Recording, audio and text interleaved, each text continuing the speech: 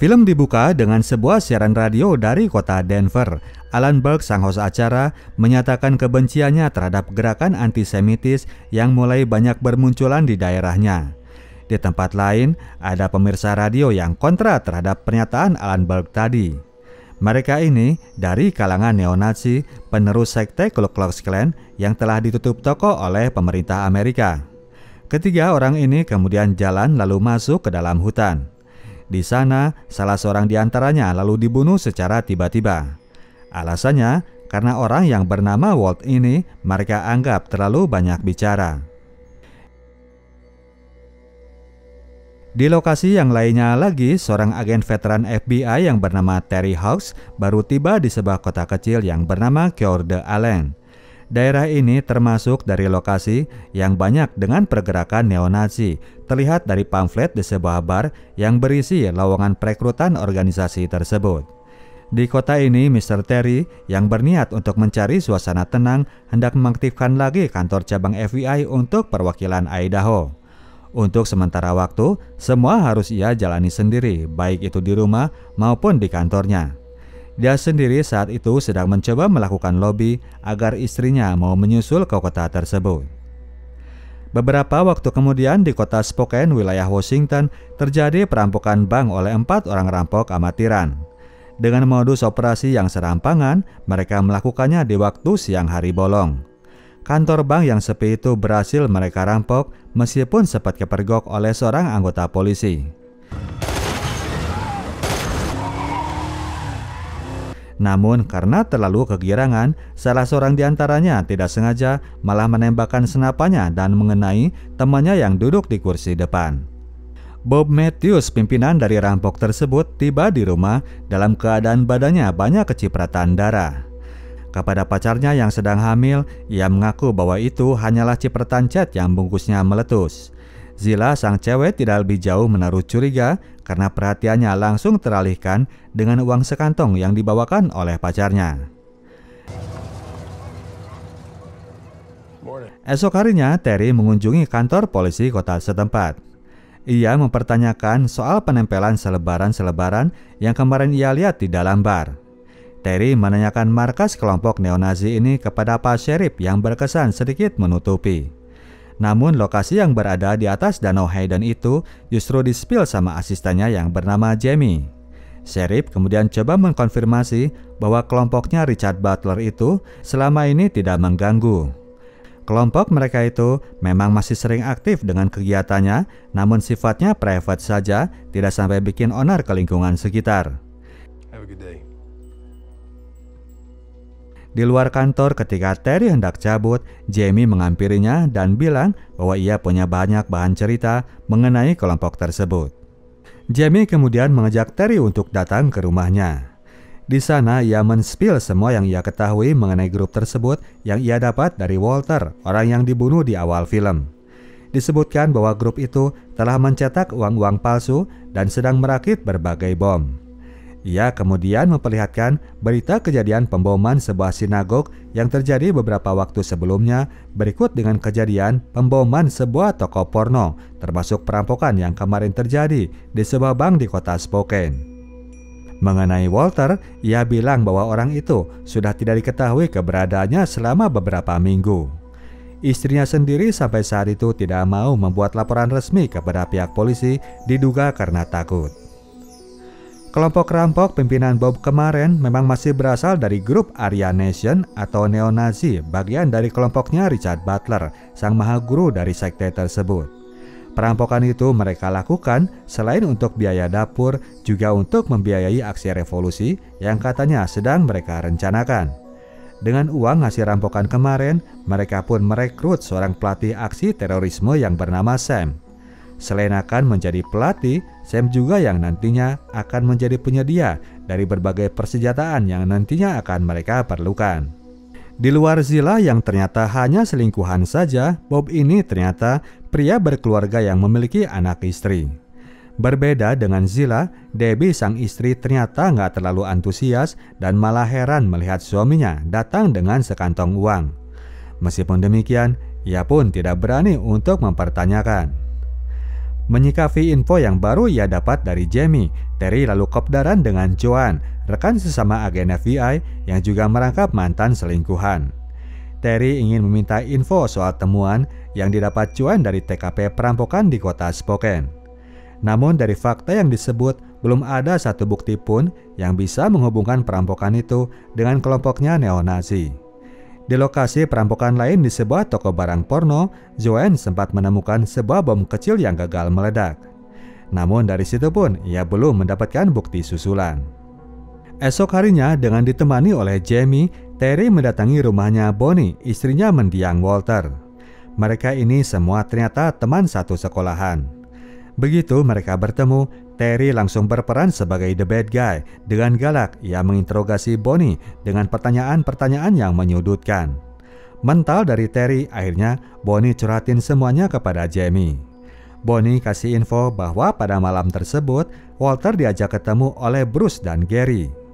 Kedua orang itu memang pelaku dari perekrutan untuk masuk grup neo-Nazi yang ternyata di luar dari kelompoknya Richard Butler meskipun mereka masih satu aliran. Malam itu katanya Walter hendak pergi diajak mancing ke rumah kabin milik Bruce di tepi hutan. Tidak banyak membuang waktu, kedua aparat ini langsung mendatangi kabinnya Bruce di tepi hutan. Setelah melakukan pemeriksaan terhadap kabin yang bapuk itu, Terry kemudian menemukan jejak-jejak di depan gubuk tersebut. Setelah ditelusuri, ia pun langsung melakukan penggalian dan menemukan sebuah mayat manusia. Jamie mengkonfirmasi bahwa mayat itu adalah mayatnya Walter. Sore harinya, mayat itu pun kemudian dievakuasi oleh rombongan FBI.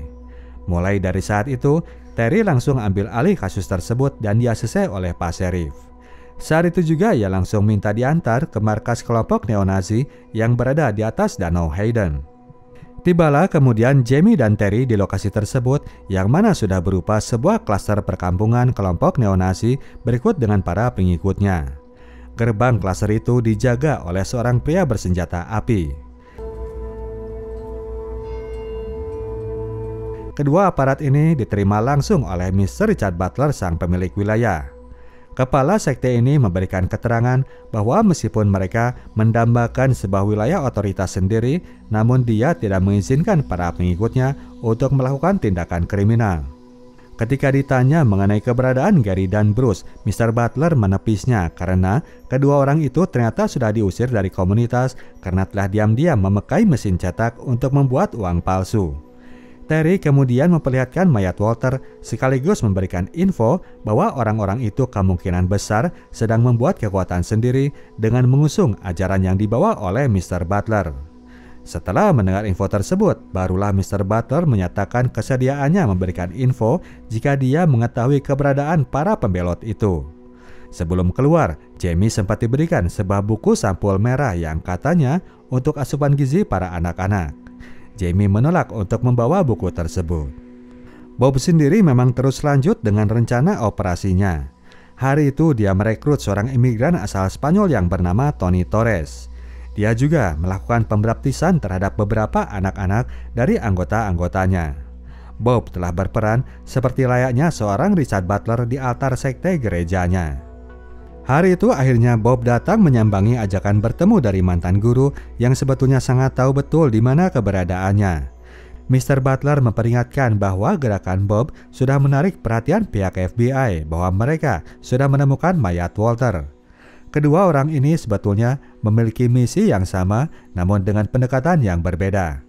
Richard Butler berusaha menempuh jalur birokrasi di mana dia sudah menempatkan orang-orangnya di dalam kabinet pemerintah, sementara Bob yang berdarah muda tidak mau sabar menunggu. Ia memilih jalur cepat dengan jalan revolusi yang hendak diusungnya. Kedua pihak dari aliran yang sama ini tidak berhasil menemukan titik temu.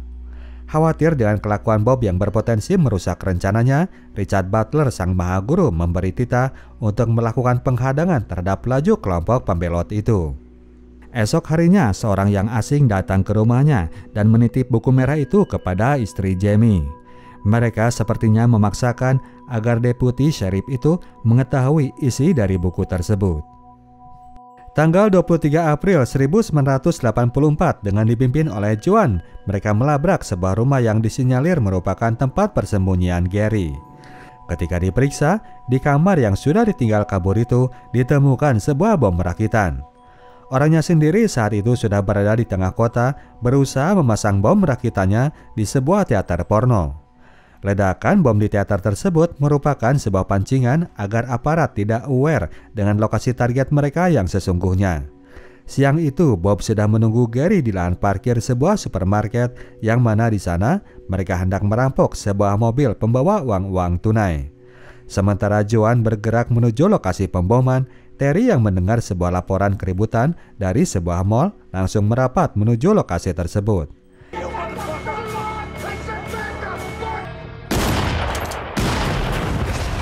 Mengabaikan perintah dari Joan yang berperan sebagai komandan lapangan, Terry bergerak menuju target yang berbeda.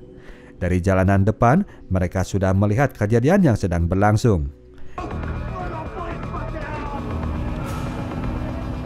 Terry segera memarkir mobilnya dan memerintahkan Jamie untuk melakukan backup. Ia segera mengejar mobil Gary yang sudah melaju tanpa sadar bahwa dirinya berdiri tanpa terlindungi dari bidikan Bob yang berada di belakangnya. Namun untungnya, Bob tidak mau melakukan pembunuhan terhadap anggota aparat federal. Nyawa Terry masih selamat. Jamie, sang polisi dari kota sepi itu, rupanya masih terlalu grogi untuk bertindak. Ia pun akhirnya jadi korban dampratan Terry yang hampir saja jadi korban tembakan para penjahat. Mereka berdua kemudian menenangkan diri ke sebuah bar. Di sana, Terry memberikan peringatan terakhir kepada Jamie agar nantinya ia mau ikut dengan komandonya. Suasana baru tenang, muncul kemudian Joan yang ngadat-ngadat karena Terry sudah jalan sendiri tanpa komandonya. Bergerak sendiri tanpa dukungan personal yang kompeten bisa sangat berbahaya. Untung saja Terry masih selamat dari ancaman pembunuhan lawan. Namun sebagai efek dari tindakan tadi, ditambah kondisi Terry yang terus terlihat mimisan, Joan akhirnya mengirim balik Terry ke kota kecilnya di daerah Idaho. Adapun alasan kenapa dia mimisan dan hendak mencari kehidupan di kota kecil itu, karena ternyata Mr. Terry ini mengidap penyakit jantung. Kembali hidup menyendiri di Coeur d'Alene, Terry sempat dibuntuti Bob ketika sedang berburu di tengah hutan. Bob masih belum tega untuk membunuhnya. Saat itu ia hanya memberikan ancaman saja. Bob memang sudah pol dengan segala rencananya. Tidak tanggung-tanggung kali ini mantan gurunya sendiri yang ia tentang langsung. Bob hadir di acara jemaat Mr. Butler dan di tengah sesi ceramah itu ia langsung berdiri menyela pembicaraan. Mr. Butler ia sebut cuma omon-omon doang. Bob mengajak jemaatnya agar ikut turun dengan kelompoknya melakukan aksi nyata. Merebut kembali tanah Amerika seperti yang telah dijanjikan oleh para nenek moyang dan mengusir semua warga kulit berwarna yang mereka tuding telah menginjak-injak kerasnya di tanah mereka sendiri. Bob merebut masa Mr. Butler dari rumahnya sendiri.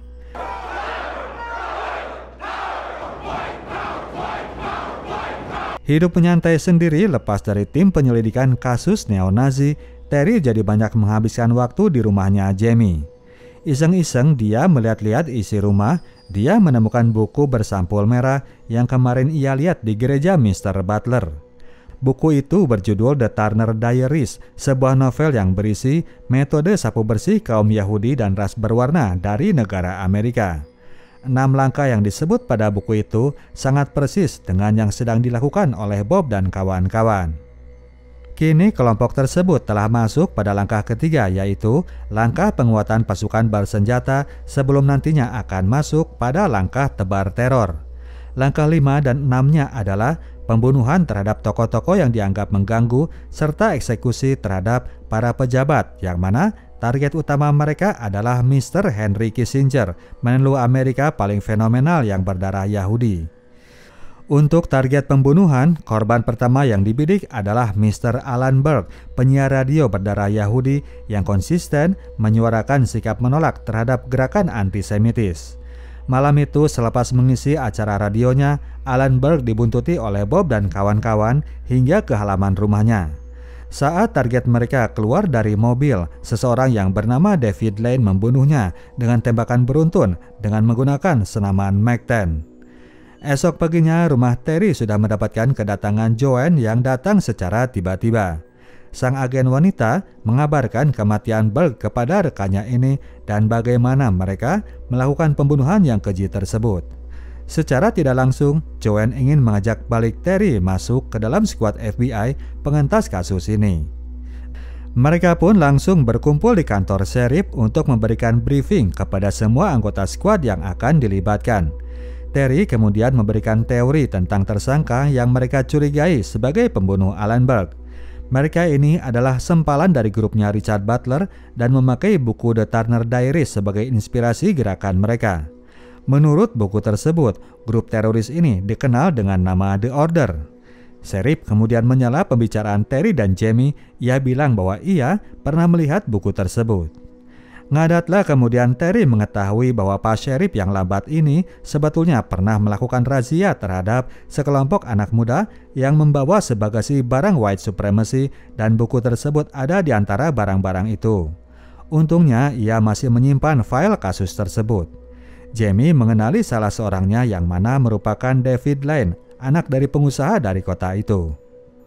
Terry dan Joanne langsung menyambangi rumah orang tua David Lane. Kedua orang tua yang malang ini ternyata sudah lama tidak mengetahui keberadaan anaknya.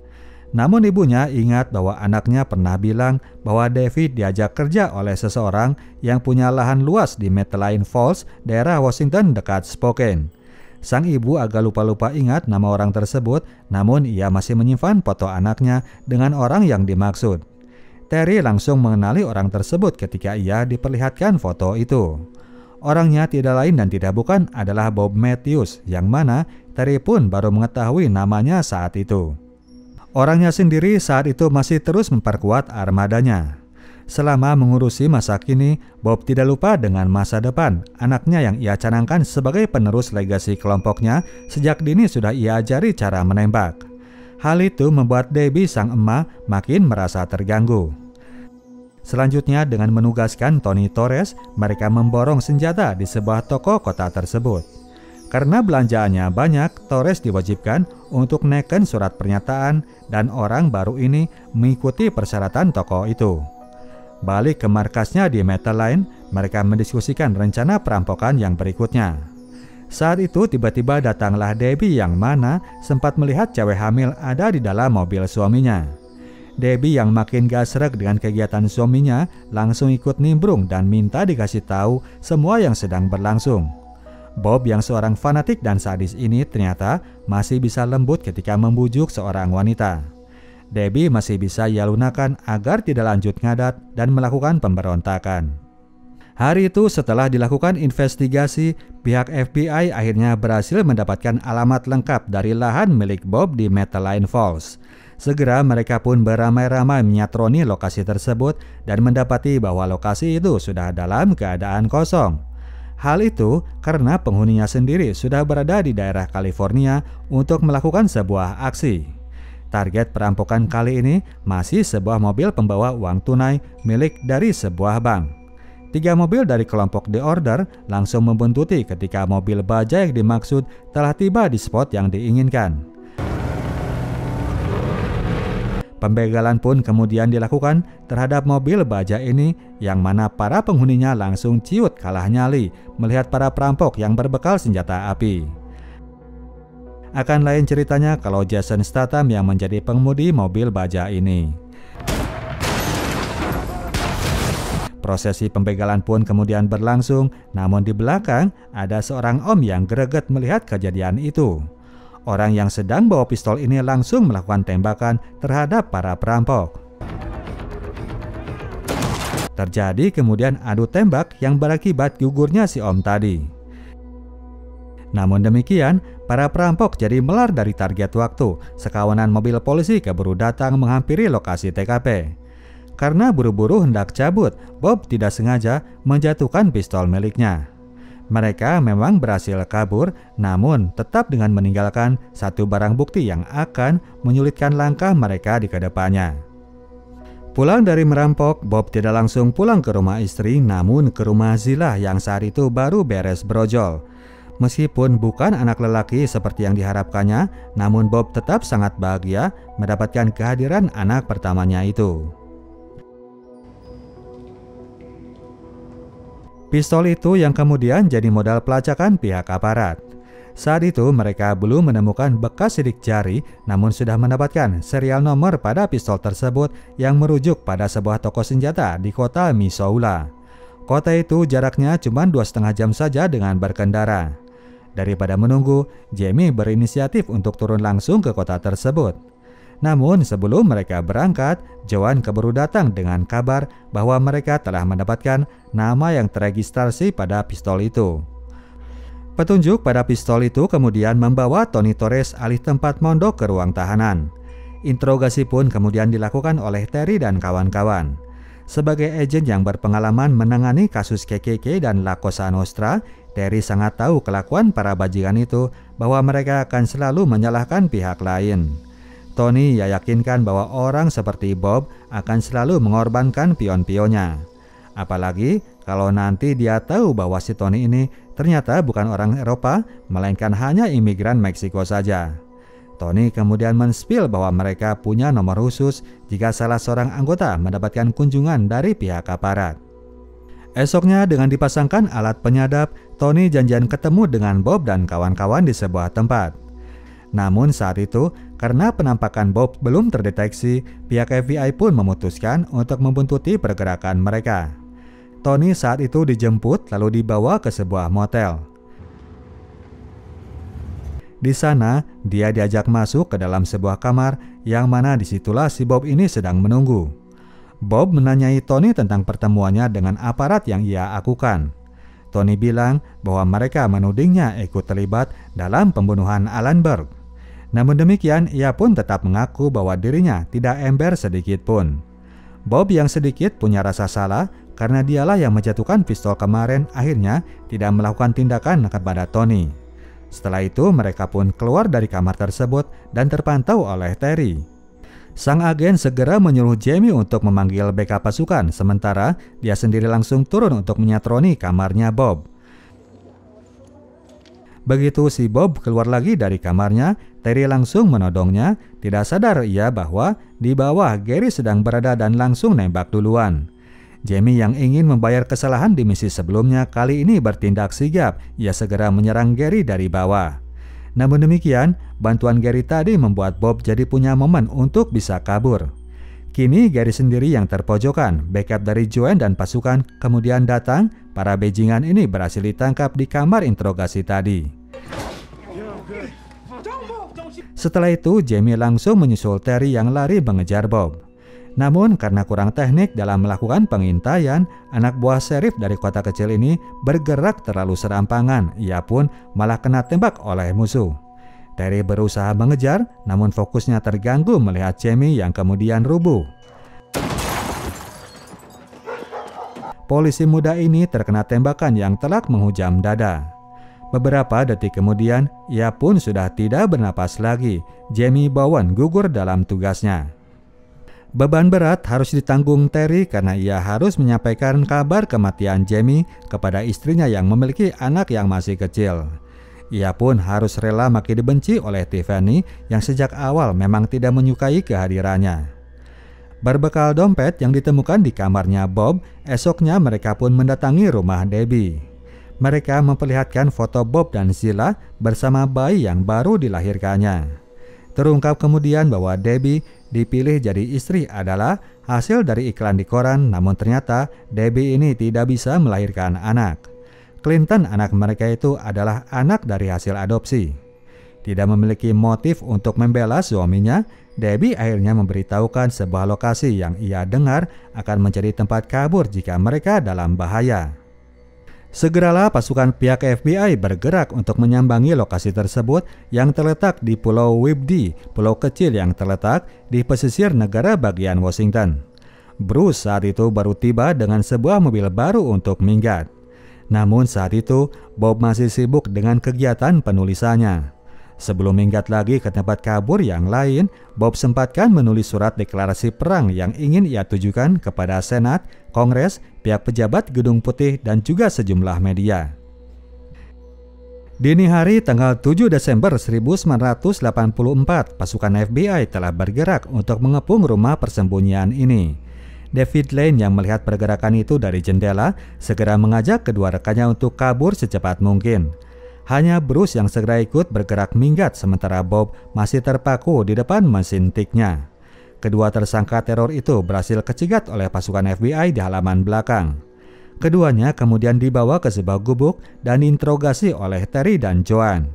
Awalnya pasukan FBI berkeputusan untuk menunggu Bob keluar dan menyerah, mengetahui bahwa di dalam hanya terdapat Bob seorang saja. Namun karena sampai sore orangnya masih belum mau keluar, akhirnya pihak FBI memutuskan untuk bergerak melakukan penyergapan.